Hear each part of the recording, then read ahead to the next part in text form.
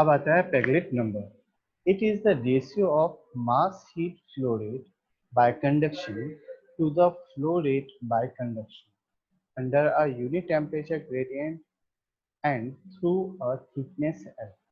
ठीक है, तो हमें ये पता है कि Q कन्वेक्शन के लिए क्या होगा, तो rho into U into C P, और कंडक्शन के लिए क्या होगा, तो K अपॉन एल। ठीक है, क्योंकि यूनिट टेम्परेचर ग्रेडियंट बोला है इसलिए D T by D x जो है उसकी वैल्यू उसने 1 कंसिडर की है। तो पेगलेट नंबर क्या होता है, तो Q convection upon Q conduction. अब कन्वेक्शन अपॉन कंडक्शन को जब इसने ओपन किया तो rho into C P upon K into L U upon 1। अब के अपॉन रो सी अल्फा होता है, तो rho C upon K is equal to 1 by alpha हो गया। तो आपका जो फॉर्मूला बनाया वो है L into U upon alpha, और अल्फा क्या है यहाँ पे, तो it is the thermal conductivity. So the Paglet number can be written as RE is equal to Reynolds number into Prandtl number. ठीक है, means Paglet number is the ratio of Reynolds number and Prandtl number. अब ये ultimately proof करने के लिए उसने क्या किया, तो पहले रेनॉल्ड्स नंबर को लिखा, देन रेनॉल्ड्स नंबर को लिखा, देन प्रैंडल नंबर को लिखा, और ये दोनों का जब एक दूसरे से क्रॉस मल्टीप्लाई किया तो वो फॉर्मूला आया एल यू अपॉन अल्फा। और इसने पहले से पेगलेट नंबर में एल यू अपॉन अल्फा निकाल के रखा है। मतलब इट इज प्रूफ दैट कि the product of Reynolds number and Prandtl number is equal to Peclet number. It indicates the Paglet number can be written as a function of Reynolds number and Prandtl number. मतलब ultimately Reynolds and Prandtl number का ही contribution किया। अब आता है Graetz number. Okay, so it is the relation only for the heat flow to the fluid flowing through circular pipe. It is the ratio of heat capacity of fluid flowing through the pipe per unit length of the pipe to the conductivity of the pipe. मतलब ultimately क्या बोल रहा है कि ये relation बता रहा है। तो रिलेशन में पहले क्या लिखा, heat capacity of fluid flowing through the pipe per unit length. तो इन्होंने लिखा, अब देखो हीट कैपेसिटी, तो हीट कैपेसिटी को हम एम इंटू सी लिखते हैं। अभी तुमको या मतलब नहीं समझ में आया तो अभी रट्टा मारो, क्योंकि जब तुम मास हीट एक्सचेंजर के बारे में पढ़ोगे ना तो वहाँ पे ये रिलेशन बताता है कि M into C P is equal to M into C बोलते हैं, और M into C is called heat capacity. तो एम इंटू सी अपॉन में एल अपॉन में यहाँ पे लिखा है to the conductivity of the pipe, तो कंडक्टिविटी के हो गई, तो ultimately M into C P upon K into L. So अब उसने क्या किया है, सब चीज को ओपन किया।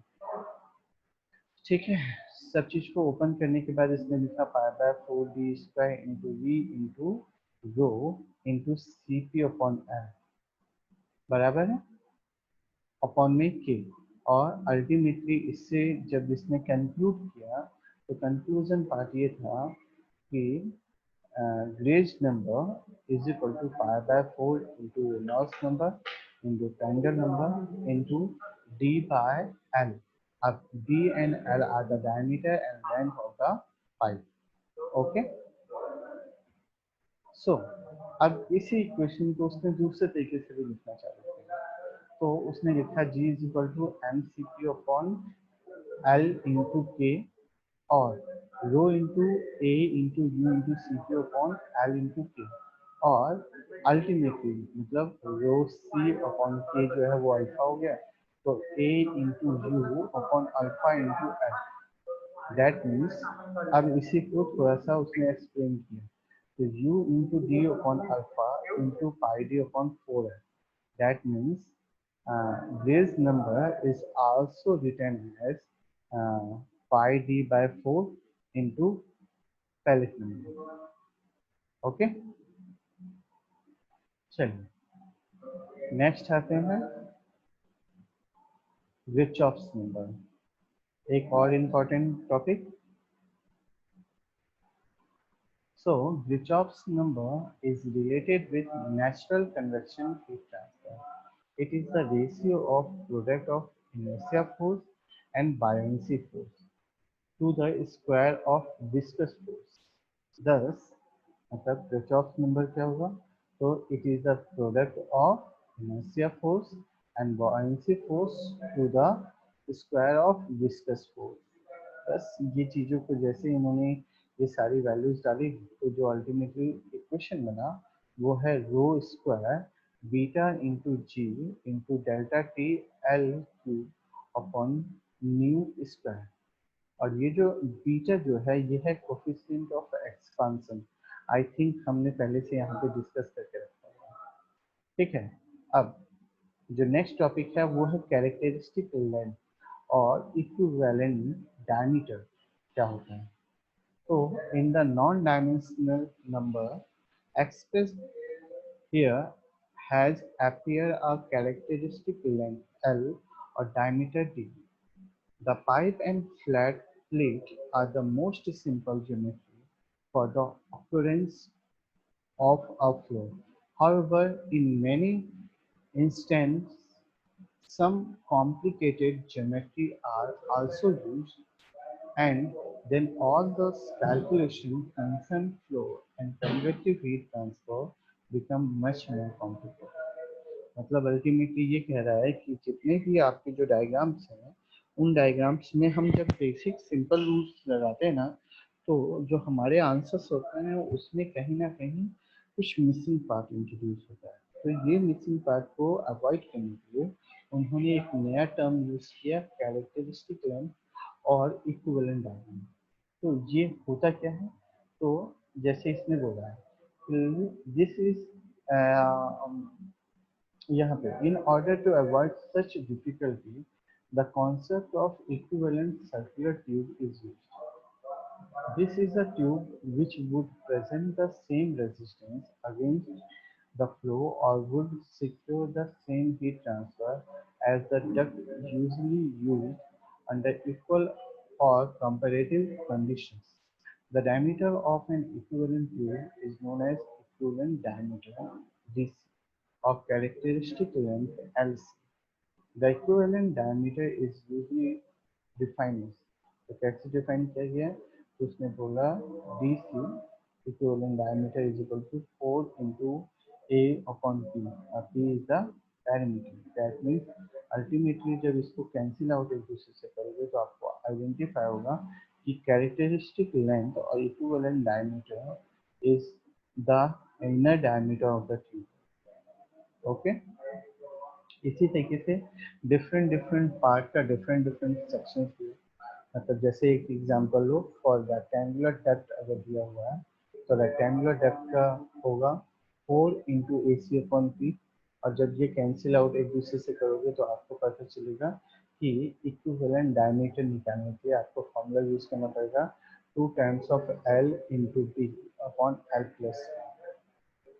सिमिलरली फॉर रेक्टेंगुलर एनुलस में BC की वैल्यू जो होगी वो इसके इक्वल होगी.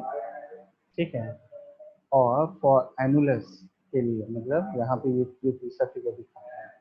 ठीक है. उसके लिए 4 AC अपॉन पी और अल्टीमेटली आपने जो ये वैल्यूज लगाई तो ये यहाँ पे ये आ गया. मतलब ये क्या कहना चाह रहा है कि डिफरेंट डिफरेंट एंगुलर्स. मतलब क्या हुआ पहले आपने एक सिंपल सा रेक्टेंगल पढ़ा इस रेक्टेंगल के बीच में होल बनाया मतलब अल्टीमेटली डेप्थ बनाया फिर एनुलस दिया. इसी तरीके से हॉलो सिलेंडर्स थे. तो इन सब में आपको हमेशा एक बात याद रखना है कि जो आपका इक्विवेलेंट डायमीटर डी होगा वो होगा 4 times of area of cross section into its parameter. अब यहाँ पे जब तुम वैल्यूज रखोगे तो उसकी बेसिस पे आपका इक्वेशन जो है वो खुद ब खुद डिराइव हो जाएगा. ये याद रखने की आपको जरूरत नहीं पड़ेगी. ठीक है. चलिए अगला टॉपिक जो है वो है अगला टॉपिक है मॉडल स्टडीज एंड सिमिलिट्यूड्स। मतलब क्या हुआ? तो models are the small scale replica of the actual machine or equipment or structure. The actual machine equipment or structure is called prototype. ठीक है? मतलब क्या हुआ? जब जैसे एक एग्जांपल लेते हैं कि अगर मुझे किसी भी बॉडी का अगर कोई एनालिसिस करना है तो एनालिसिस करते वक्त मुझे उसका एक मॉडल बनाना पड़ेगा जो उसके कंपैरिजन में स्मॉल होगा लेकिन पूरे के पूरे फंक्शन वही काम करेंगे। तो जो एक्चुअल मॉडल होता है हम उसको प्रोटोटाइप बोलते हैं और जो उसका छोटा सा फॉर्म होता है उसको हम लोग मॉडल बोलते हैं। अब सिमिलिट्यूड क्या होता है? तो एक्चुअली हम मतलब ये जो मॉडल और ये जो प्रोटोटाइप है ना ये दोनों के बीच में एक कंपैरिजन पार्ट रखते हैं। ये कंपैरिजन पार्ट जो है वो उसके डिफरेंट डिफरेंट प्रॉपर्टीज को डिफाइन करता है। मतलब जैसे यहाँ पे देखो ये पहली प्रॉपर्टी दी हुई है ज्योमेट्रिकल। पहला दिया हुआ है ज्योमेट्रिकल सिमिलैरिटीज क्या क्या होंगी। दूसरा है काइनेमेटिक सिमिलैरिटीज क्या क्या होंगे। डायनेमिक सिमिलैरिटीज कौन कौन सी होनी चाहिए। Similarities of fluid entering condition और similarities of boundary temperature body boundary temperature fluid.